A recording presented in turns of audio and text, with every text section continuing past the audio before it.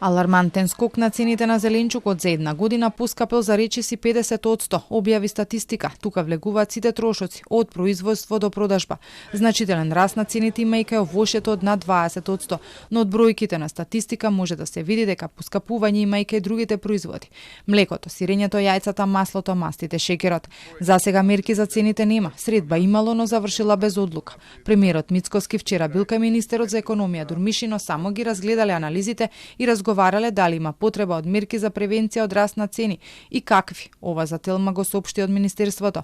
За ова појасна слика ќе има кон крајот на месецот, кога се планира повторно на масата седнат синдикатите, владата и работодавачите. Најверојатно ако се донесат ќе бидат слични на оние со кои претходно се интервенираше.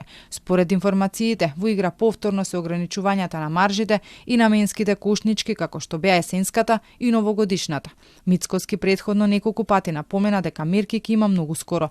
Со оглед на тоа што на почетокот на август ќе бидат распишани локалните избори, од ССМ неколку пати предупредија да се делува побрзо затоа што во тој период се ќе биде стопирано.